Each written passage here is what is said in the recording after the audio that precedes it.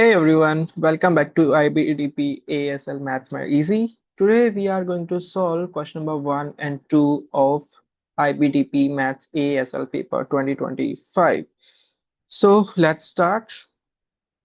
Here is the question. Question number A, it says ln3 plus ln4. What you have to do, write each of the following expression in the form ln k, where k belongs to positive integers. So ln3 plus ln4, you do remember this form that ln m plus ln n will give you ln mn, the multiplication of numbers.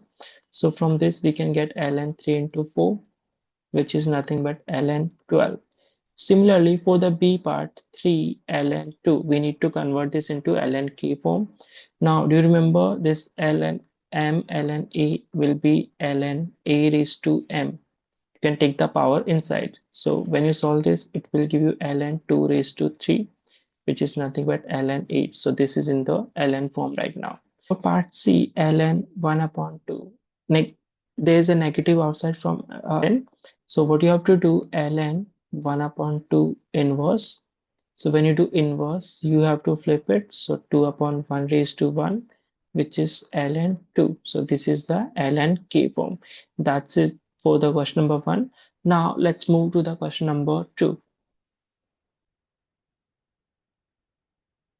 Here's the question number 2. Question number 2 says, consider the function fx, which is 4x cubed upon 3 minus 16x, where x belongs to R. The graph of y equal fx has a local minimum point at P and Q, where P is greater than 0. Now we need to find out the value of P and Q. So for this type of the question, we need to find out the local minimum point. So for that, we'll find out the differentiation of this function. So how do you find out the differentiation of x raised to n? The differentiation of x raised to n is nothing but n x raised to n minus 1. Clear? So for this function, let's say fx is 4 upon 3x cubed minus 16x. When you find out f dash x, it will give you 4 upon 3 times 3x raised to 3 minus 1 and then minus 16, 1 into x raised to 1 minus 1. So 4 upon 3, this you can cancel with this. So 4x raised to 2 minus 16, because x raised to 0 is nothing but 1. Now, to get the local minimum or maximum, sets their derivative equal to 0. So from this, we can say 4x square minus 16 equals 0.